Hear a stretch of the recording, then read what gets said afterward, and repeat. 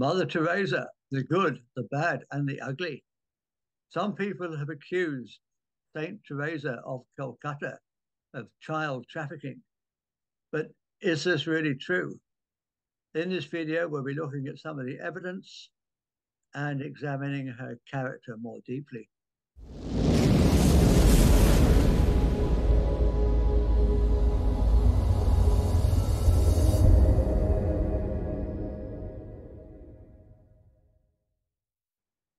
So, welcome to another exciting episode of Love Not Fear.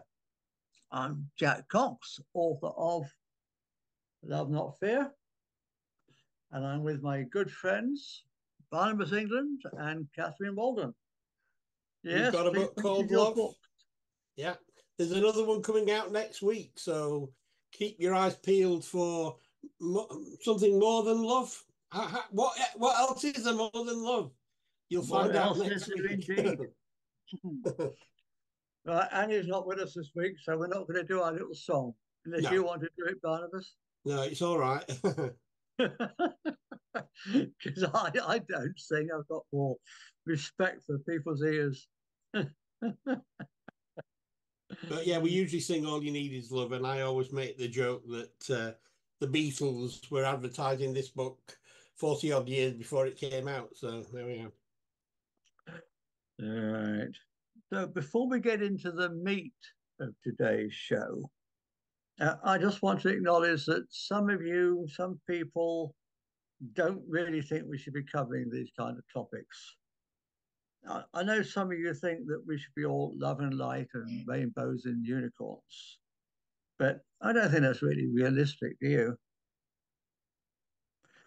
This show is about the ways we can build a better world. We talk about alternative forms of politics and economics. We talk about holistic therapies. We talk about fifth dimensional consciousness. We talk about all kinds of beautiful things. But we also have to show why we need a better world, what's wrong with the present one, why we need to build something more beautiful. And for that, we have to shine a light into the darker aspects of life sometimes. I think we get the balance about right. I think we do about three quarters, four-fifths of our shows about love and light and unicorns and rainbow. But we have to look at the dark side of life occasionally. So I also want to state at the beginning that this video, we're not going to be accusing Mother Teresa of anything, although we may report what others have said about her. We should be leaving it to our viewers to form their own conclusions. To many, she really was a saint, a living saint, born on the 26th of August, 1910, in Skopje, the capital city of the Republic of Macedonia, of Albanian descent. She's often called the Albanian nun. North Macedonia was at the time part of the Ottoman Empire. Teresa became a Catholic nun and went on to found the Missionaries of Charity. At the age of 18, she moved to Ireland to join the Sisters of Loreto. And then she later went to India, where she lived most of her life among the poor. Mother Teresa founded the Missionaries of Charity, which grew to have over 4,500 nuns across 133 countries as of 2012. The organization manages homes for people who are dying of HIV/AIDS, leprosy, and tuberculosis. They also run soup kitchens, dispensaries, mobile clinics, children's and family counseling programs, as well as orphanages and schools. Now, that's all noble endeavors. Members take vows of charity, poverty, and obedience, and also profess a fourth vow to give wholehearted free service to the poorest of the poor. She likes that expression, the poorest of the poor. For decades, we saw her on our TV screens, serving those in most need. From London to Sydney, people's eyes filled with tears as this wizened old lady held infants in her arms and proclaimed that through the power of Almighty God, she would address the many wrongs of the world and help the millions whose lives have been blighted by poverty.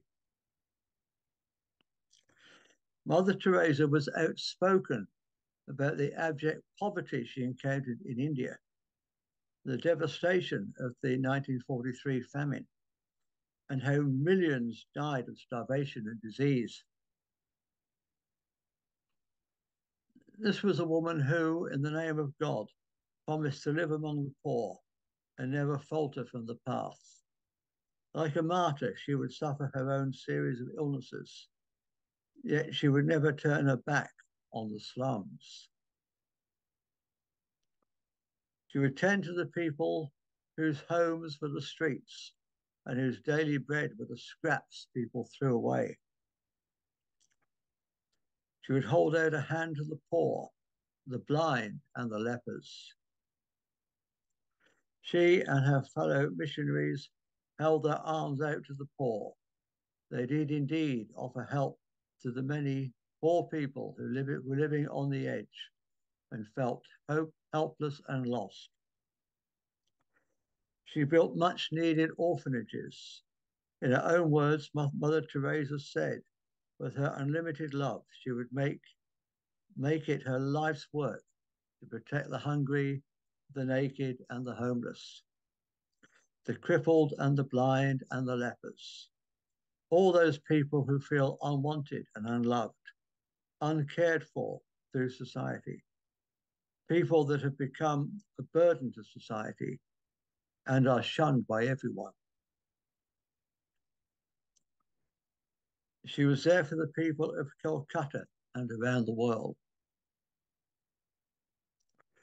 By the time she was done, her missionaries of charity consisted of over 4,000 sisters and brothers and doing good work, and 610 missionaries that covered much of the globe.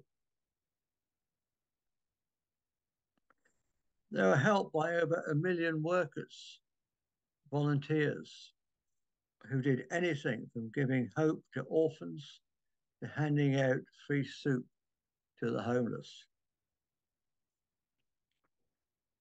Yet many critics saw a dark shadow cast by the woman, believing her to be far from the angel of the gutter she was portrayed as being. There are always two sides to every story, of course, and the other side of a story was first told by Christopher Hitchens through his documentary called Hell's Angel. Soon after that, he wrote a book, The Missionary Position, Mother Teresa in Theory and Practice. We'll put a link to these books down below in the description, like we always do.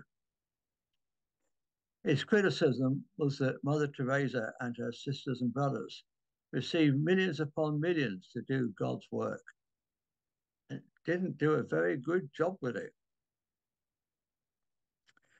I say God's work rather than volunteer work because her main motivation was clearly to raise money and convert people to Christianity, often without their consent, even baptizing people as they lay dying. Many people criticized her charities, saying that even with their untold millions, they were run by people who could not provide adequate care. Pain relief was seldom given to anyone, and professional medical personnel were thin on the ground or non-existent. And most of the volunteers didn't really know what they were doing. They hadn't had any proper training. The editor of The Lancet visited the home of the dying in Calcutta He observed that sisters had little medical knowledge. He said that he was disturbed that the approach to pain management seemed to be more spiritual than anything else. Still, the public in the West, who watched her on TV, saw only a saint. For those who donated money, it was like doing good in the eyes of God. And believers thought that that may have certain benefits come Judgment Day. Critics claim that Mother Teresa was selling indulgences, a medieval concept. I use the word concept deliberately. The people can buy tickets to heaven and by donating to the church. Got to be a con, isn't it? Hitchens wrote,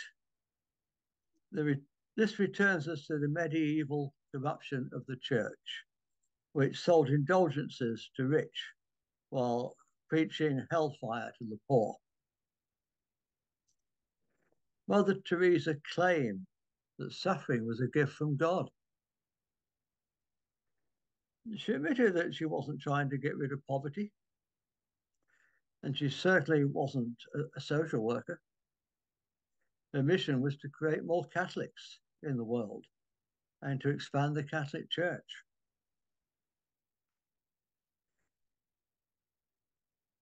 Hitchens argued that she was never going to try to fix poverty or lessen some of the pains that came with it.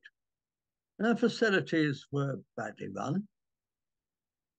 They didn't focus on methods of poverty reduction in terms of education or the empowerment of women. In 2010, long after the so-called Angel of Mercy had passed away, a reporter from Forbes visited one of the missions of charity and said that she found volunteers and other people questioning what exactly they were doing down there. The article said that things had been done the way Mother Teresa wanted, which was most of the time volunteers doing jobs that they were not trained to do. She interviewed one of the volunteers, an American, who went over to India in the hope of doing good work. It should be mentioned here that the volunteers don't get any say in the running of the facilities, nor do they have any idea about the money coming in or where it goes. One particular volunteer expressed surprise of what he found when he arrived. In his own words, he said, I was shocked to see negligence. Needles were washed in cold water and reused, and expired medicines were given to inmates. There were people who had a chance to live if only they had been given proper care. People have asked how so much cash can do so little. But that volunteer said in no time at all he witnessed somebody needlessly dying. He said another volunteer without any medical training that tried to feed a paralyzed person. But he did it wrong and the person died. He said he also saw somebody have a toe amputated without anesthetic. Another volunteer said that she saw syringes. Well, she also saw, the other person said, that she saw syringes run under cold water and reused. Aspirin given to those with terminal cancer and cold baths given to everybody. I suppose that's not such a deal in a warm climate, but even so. Mother Teresa allowed no criticism of such practices. One European volunteer said there was no rehabilitation, and sometimes people were thrown back onto the streets with no help or guidance as to how to survive. The term charitable industrial complex or non-profit industrial complex is sometimes used, and Mother Teresa has been accused of being part of that. The American artist and writer Sidra Morgan Montagna wrote that you're in a man-made hedge maze leading in one direction. Each bend of the maze is erected by a network of public and private entities, including the state, the businesses, individuals, and non-profits, who make decisions that uphold the power of each of them that each of them has in society. These entities and the way the relationships between them advance their own interests rather than the public good make up the non-profit industrial complex.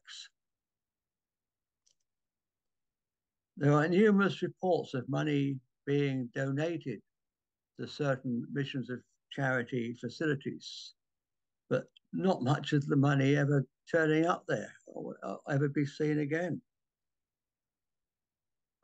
A German report for 1991 said that only 7% of the donated funds actually ended up at the place it was donated to. So where's all the missing money? No one knows. But Forbes point out that it's controlled by the Vatican, now that Mother Teresa has passed on. All that money that good-hearted people gave to help the poor, getting snaffled up by the Vatican and add to the enormous wealth of the Vatican. Imagine our surprise. Dr. Aroup Chatterjee grew up in Calcutta. While studying to be a doctor, he is one of the few voices shouting about the terrible state of the poor. He did the shouting from the slums. He later went over to the UK, where he said he was shocked by the British adulation of Mother Teresa. Why was she being portrayed as a saint in the British media? He said he never saw any of these sisters on the streets of Calcutta helping the poor, helping anyone. He later wrote about what he called the cult of suffering and spent much of his time trying to understand how, if at all, Mother Teresa and her gang were actually helping anyone. He wrote about this in his book, Mother Teresa, The Final Verdict. In an interview, he said, I spent months in libraries in London. I also traveled the world researching. I followed slum dwellers, bankers, destitute children with a video camera. I interviewed hundreds of people. I stood with a video camera outside Teresa's home for hours. And his verdict was that Mother Teresa's public image was bogus. He talked about the sorry state of the facilities he visited, the lack of hygiene, the needless deaths, and of course, the baptisms that were given to people on their deathbeds without their consent. Even worse, he said, when Mother Teresa claimed her Nobel Peace Prize, she was quick to state how she'd saved the lives of tens of thousands of people in India. Chatterjee said that he could possibly give her the number 700, which ain't a lot really, is it? considering the many millions of pounds, dollars, and euros that she received. His research also found that in Calcutta, the Missionaries of Charity was giving very little help in terms of food and water compared with most of the other charities that were active there. In some countries, help was hardly given at all, but conversion to Christianity was what was really going on. But the media loved her. We spoke a bit last week, didn't we, about what we think of the media? She was hardly ever off the TV. Politicians could get brownie points for shaking her hand, while fraudsters, dictators, and other very bad people were only too happy to appear with her before the cameras. Bill Clinton made her an honorary citizen of the US. Everyone wanted a piece of her. It was almost as if she'd received a TV canonization, which Chatterjee ascribes mostly to the US media. This was happening, he said, while the most vulnerable people in India were still not getting the help they needed. Chatterjee spoke of the blankets stained with feces that were washed in the same sink where the washing up was done. He said that at least nowadays, the missions of charity do have medical professionals that come in from time to time when things are bad enough. People are even taken to hospital now. But it wasn't so back in Teresa's day. Mother Teresa was finally made a saint in 2016 for allegedly healing a man of brain tumor. Thousands upon thousands of people around the world wept with joy. But was it a genuine miracle? Well, it depends what you mean by miracle, doesn't it? You know, there are numerous accounts all over the world of the placebo effect. The mind is very powerful. As we believe, so it is for us. If you want to call that a miracle, then fine, it's a miracle. That's what magic really is. Teresa was known to move with fascists in Italy and dictators in Argentina, whose members were later convicted of genocide and other crimes against humanity. Her friend in Haiti, Jean-Claude Baby Doc Chevalier, was accused of torture and genocide.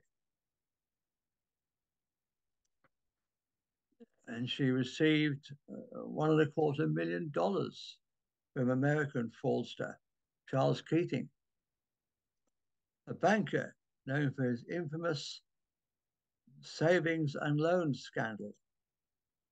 And she flew on his private jet. And then there was Teresa's association with the infamous Robert Maxwell, whose daughter, Juliet, was convicted of procuring young girls for Jeremy Epstein.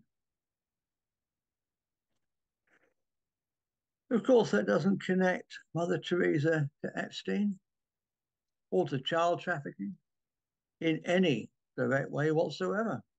It's all circumstantial. Robert Maxwell was clearly a nasty piece of work, greedy and narcissistic.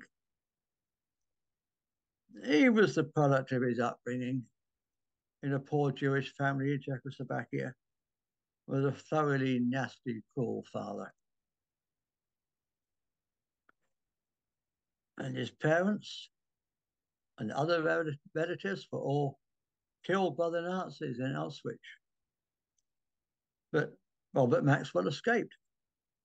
came to Britain and served with some distinction in the British Army during World War II.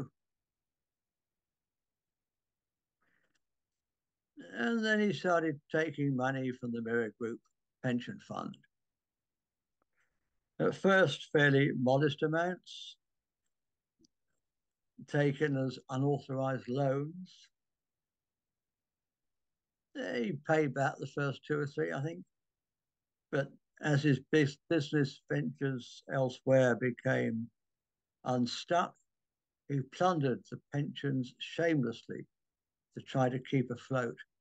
His death remains unexplained. But there are many theories, including suicide, accidental death, or some people have even suggested he may have been assassinated by Mossad. And it's rumored that he may have been a Mossad agent that went rogue, but maybe that's going a bit too far. We don't know. He fell from his luxury yacht at sea at night, unseen, leaving debts of £400 million and a trail of intrigue and deception that robbed 30,000 pensioners of their savings. The post-mortem revealed arm injuries, suggesting he may have grabbed the diving ladder as he fell and tried to pull himself back on board. Could also have been a fight, of course. He is said to have abused his daughter, Ghislaine, as a child, which may be why she turned out the way she did. But there's no direct connection between her and Teresa. But there is a direct connection between Teresa and Robert. She met with the greedy tycoon in London on Friday, the 15th of April, 1988, in Maxwell's London flat. There are no minutes of the meeting, only the photographs taken by a Daily Mirror photographer. No one actually knows what they spoke about. Writer Ian Curtis, whose play The Bargain attracted much attention at the time, claims that Maxwell engineered the meeting after launching a newspaper campaign to raise money for Mother Teresa's work, helping the British homeless. According to the play, and this may be total BS, the tycoon was planning to publish a new world encyclopedia of religions and sought Teresa's endorsement on the title page. Maybe true, maybe not. But would Maxwell really have paid all that money just for an endorsement? Or was there something more going on? We don't know. We can only speculate. We can only ask the question. And that's all I'm doing in this show, is just asking the questions.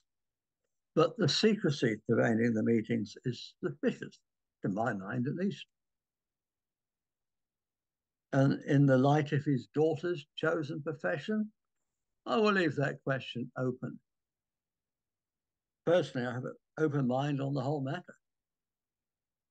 I'm just not sure. I'm really just not sure. Before we went live, I said that the only thing that I knew on this subject matter was, I think you referred to the documentary in question, where it was not painting the kind of picture that I thought I was going to get when I was going to watch this story of Mother Teresa's life.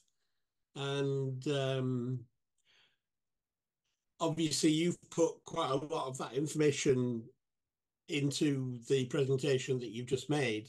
What I can do is I can share what my thoughts were after watching the program, because up to that point in time, I had a very high opinion of the lady in question.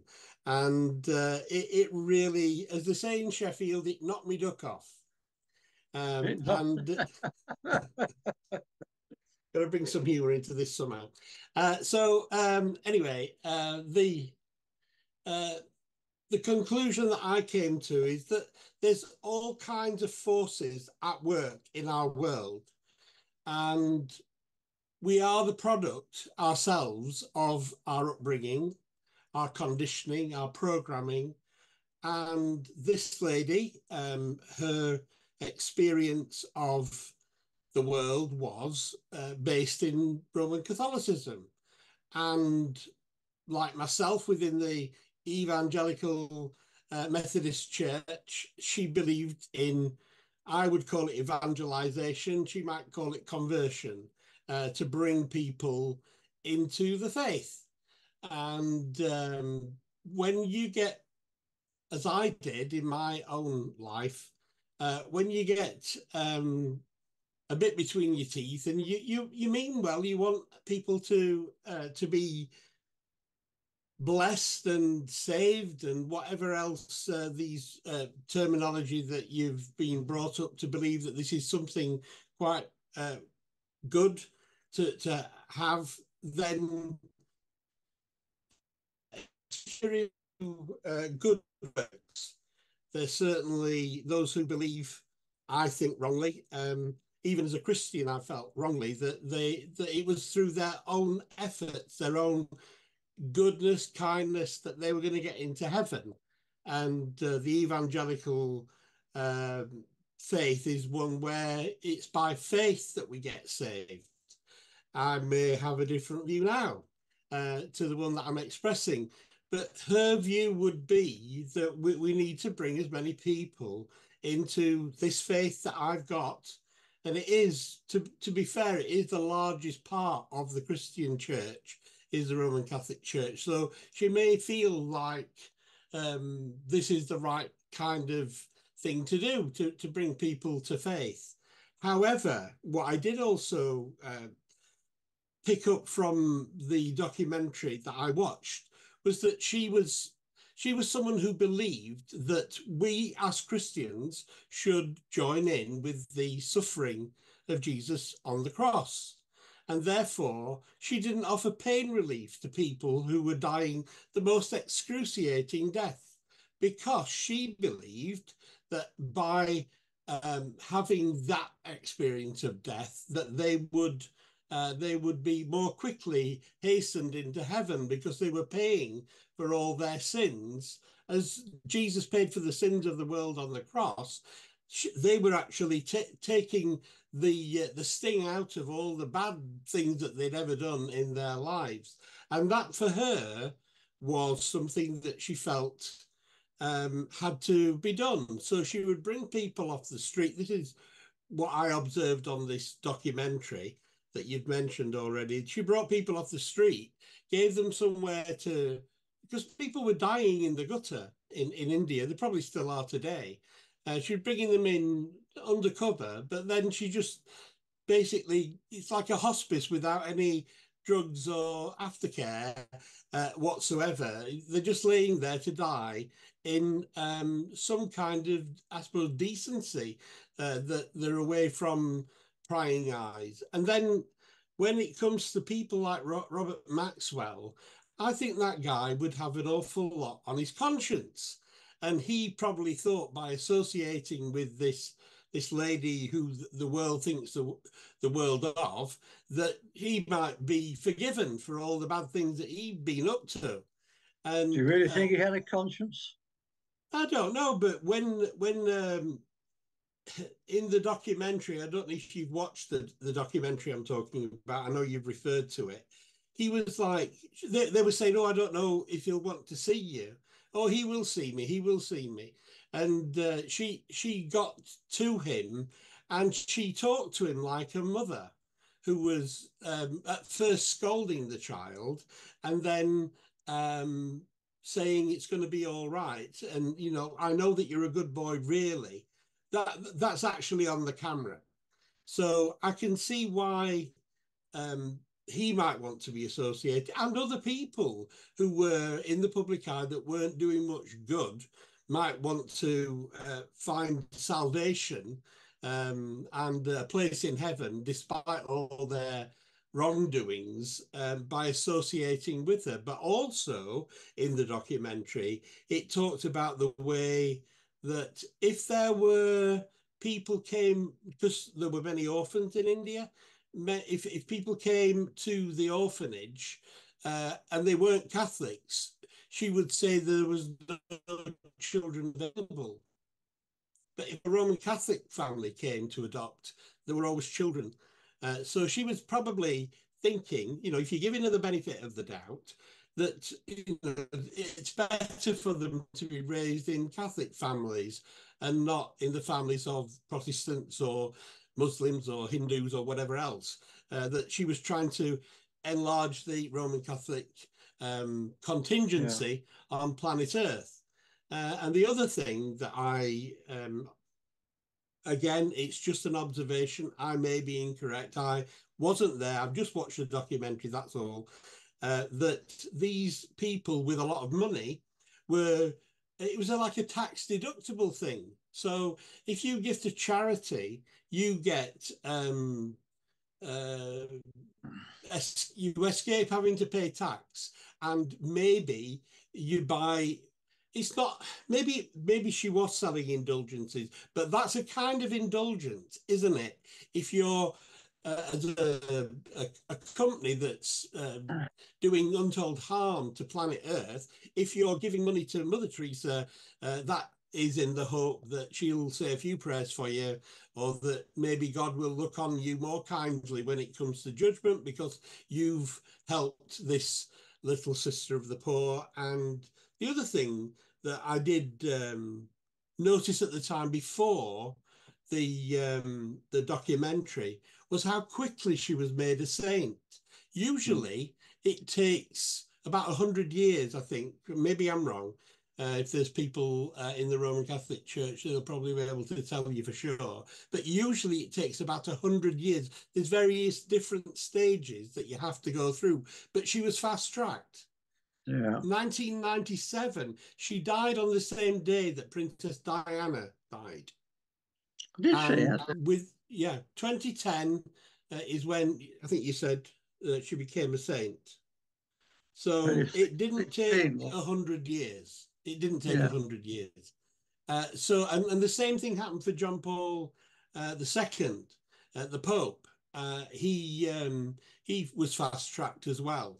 So I think even within the Roman Catholic faith, that Mother Teresa is quite an oddity in the way that she was treated after she died. It was like making something really special to remember. But I suppose it's like giving someone a knighthood or a lordship or something like that. But there again, the Roman Catholic Church gave the KCSG to Jimmy Savile. So, those are my observations.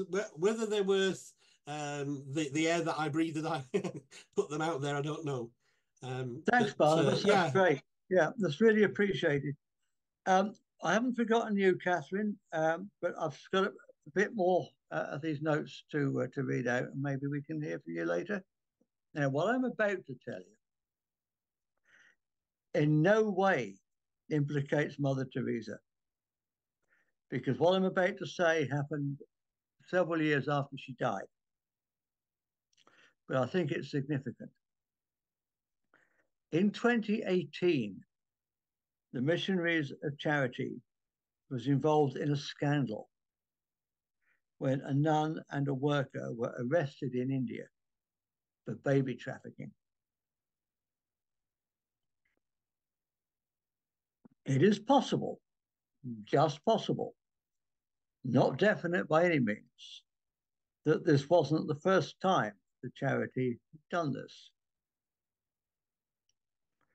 Add to this possibility the implications of the Maxwell connection.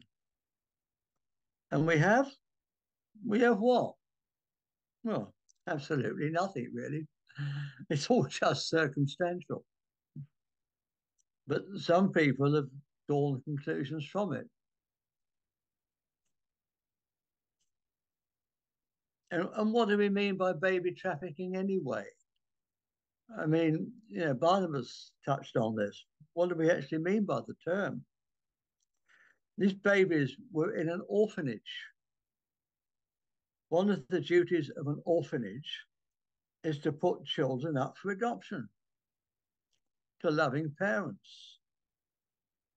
If that is what occurred, is it really so bad that said loving parents may have made a sizable donation? It would only become a problem if the babies were not going to loving parents, but rather to a sex trafficking ring, such as the one that the Maxwell girl ran with Jeffrey Epstein. But we have no evidence of this whatsoever. No evidence at all. So what I'm going to say now is pure speculation. I'm not accusing anyone of anything. I'm just asking the question. How did she do this? How did a poor nun from Albania end up with over 500 missions in over 130 countries? The number of sisters in the Missionaries of Charity grew from 12 to thousands, serving the poorest of the poor in 450 centers worldwide. So how did she achieve that? How does a poor woman from a small country achieve such a thing? The question I am asking, and it's only a question, is did she achieve it in the same way that a Swedish schoolgirl got to address the UN on so-called climate change? Were they both being controlled? Were they both puppets? And if so, where was Mother Teresa recruited and by whom? At the age of 18, she left her parental home and joined the Sisters of Loreto, an Irish community of nuns with missions in India and around the world. In 1946, Mother Teresa experienced what she described as a call within a call, or inspiration, to leave the Loreto convent and devote herself to caring for the sick and the poor. All very commendable. But it's just a question. Was she being recruited while with the Loreto sisters, which was founded in the 16th century by Mary Ward, a devotee of St. Ignatius of Loyola, founder of the Jesuit order? Now, we mentioned the connection between the Jesuit order and the globalist cabal many times on this show. They do seem to have their dirty, sticky fingers in everything. Did they see a young and idealistic Albanian nun as a useful idiot who could be persuaded to serve their dark agenda? I'm just asking the question. It's just a question. Keep in mind that she served the same church that covered up child sex abuse for decades. They would have covered up Mother Teresa's activities too, if indeed there were any. We're not saying there was.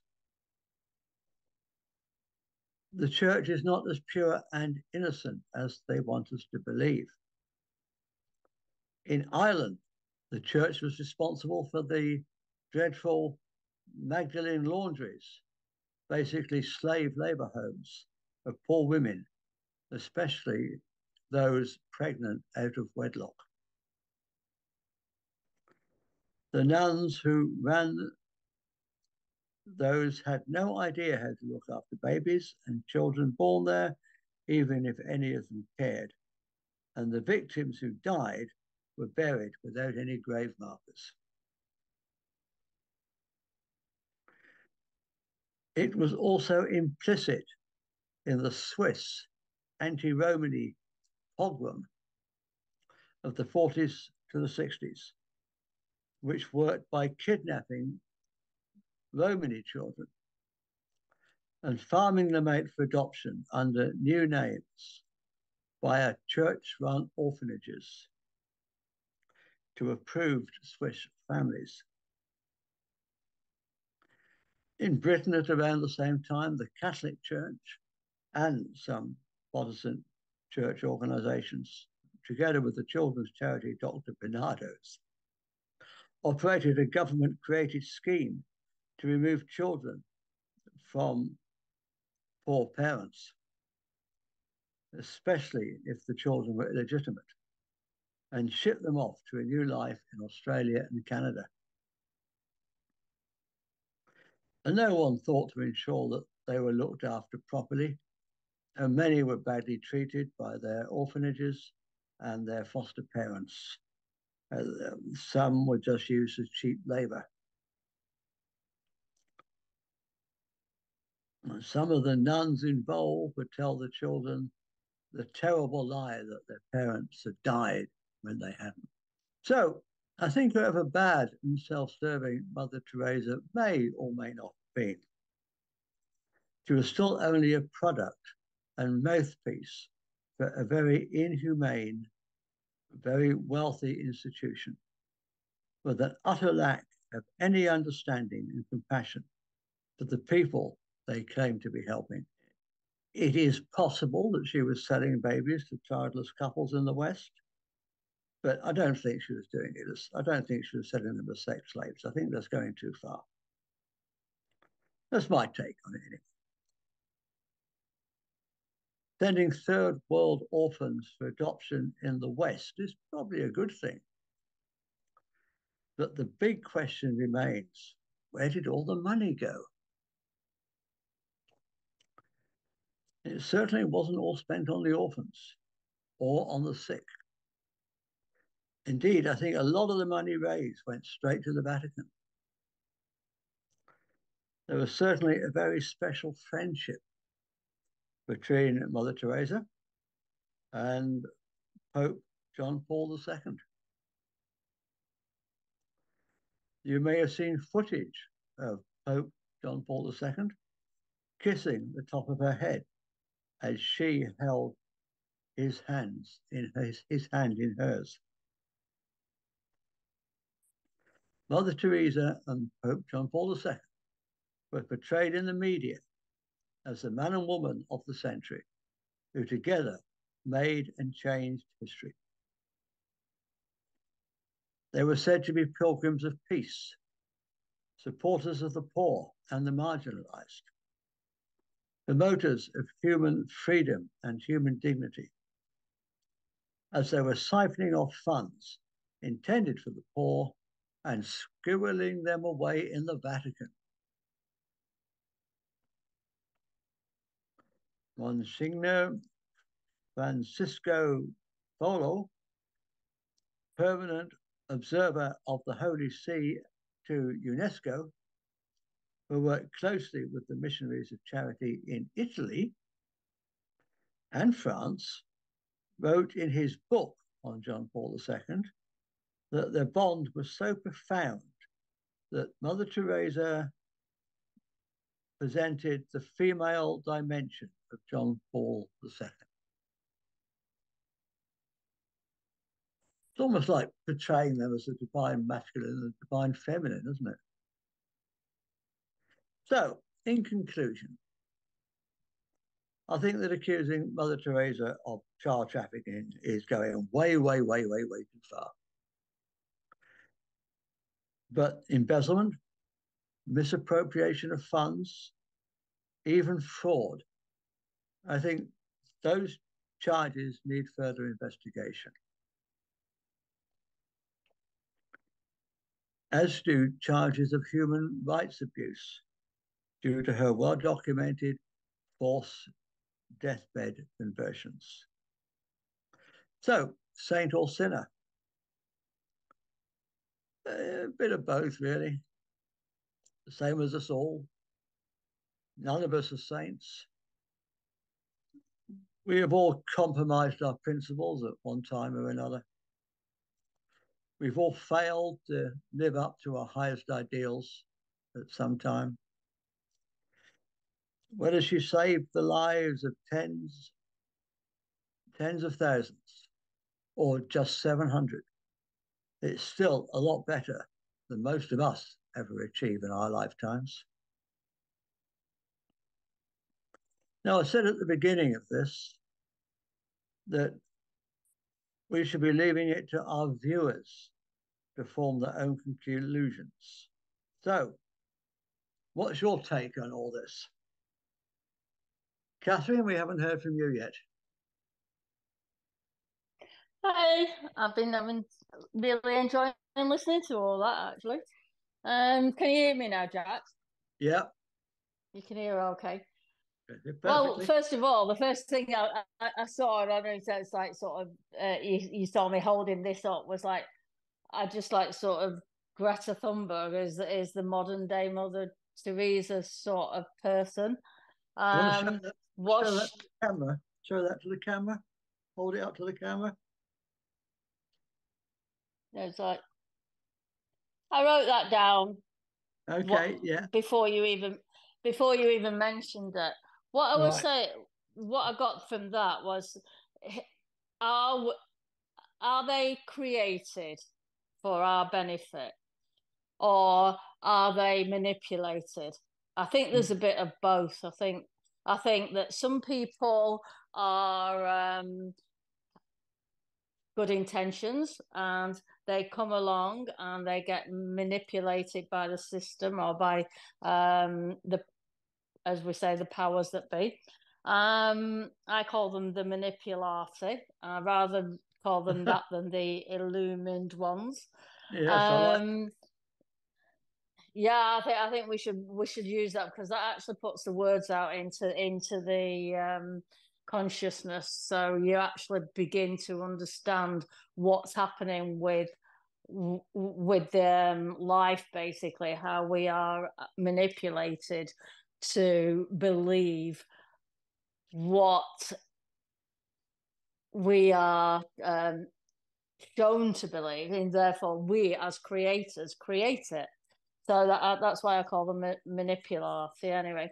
So when you were saying that, and I was thinking like, so yeah, was she placed into the consciousness for us to actually follow that, or for people of the generations to follow that, or was she, as I believe Greta Thunberg has been, or was she just a genuinely nice person who along the way was trying to do good? At the end of the day, unless we were actually there with her and at that time, which is probably the same sort of thing, like like when you think, do you believe in Jesus and things like that? It's like we're never really going to know. We're never going to know the actual truth of her intentions. But I always say, like, sort of when we look at wherever anybody is doing in this day and age, that we have to look at how we feel ourselves. Where is it in us that appeals to us? Does the fact, do we like to believe that she was a good person? That I even wrote Michael Jackson down for a thing. So as another example, is like sort of you look at like sort of the divide that's created. Was he really a beautiful soul that wanted to like sort of protect children, or was he somebody that wanted to harm them? We don't really know unless we were actually there with him. But how do we feel about it? How do we feel inside? That is what I feel that we should do with all this. Are they I forget the terminology that they use. It's like sort of an implant into like sort of to manipulate us and that. Or are they just genuinely nice people? And I think sort of instead of looking at the divide that causes, just go inside and say, does this sound like a nice thing? Does this sound like they're doing something from the heart? And then choose to believe that. Because when we choose to believe that, that's what we'll create. And basically, we'll create a world, a vibration that's going forward that is better. Because we ourselves are putting that out into the consciousness that we believe that the world can be that and that these people have good intent. And we just let it fall away. Let all the negative stuff. Yes, not being naive. This is how they work. The manipulati work by throwing crap into the consciousness. But if we choose to just okay, let that go, and let's keep building and building on what we see from every person and say, okay, she did this good. So let's just sort of be grateful for what she did that was good. And if she became a product of a system that is not quite as good as we'd all like, then let's just let that be a lesson and let's go forward and take what good she did or what good anybody ever does and take that with us into the new future that we all want to create. So that's what I got from that. Thank you, Catherine. That's very insightful. You got any last words, Barnabas? Yeah, I'm just thinking how really it doesn't matter whether anyone else is good or bad.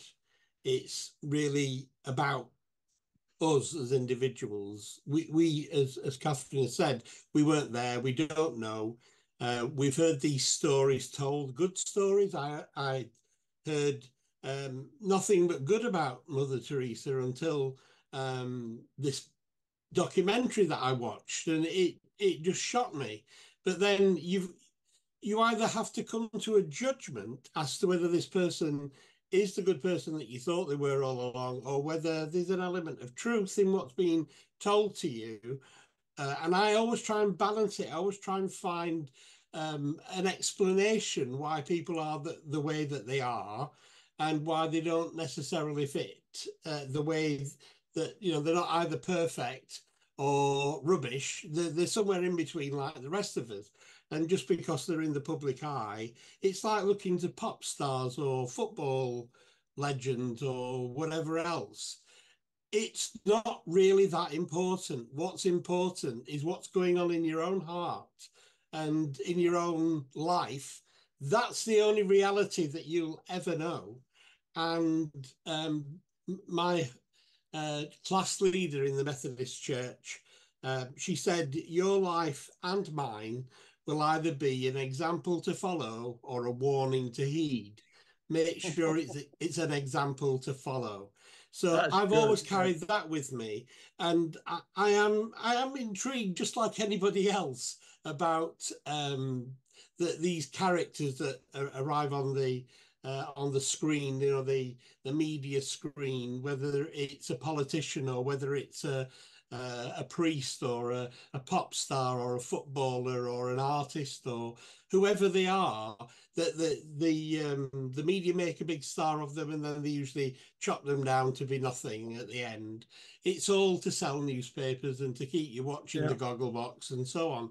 What really matters is what's going on in each of our hearts, and to work out whatever we're doing with our breath on this planet, to make sure that, and as far as it's possible for us, because we're human, we'll make mistakes, that we have an intent to bring about something worthwhile and good for the rest of our fellow travellers on this world. Thanks, Barnabas. So thank you very much, both of you, for coming. If you're watching this on YouTube, please do like, share, and subscribe. It helps us get out to more people. And see you again next week. Namaste. Namaste. Bless you. Bye.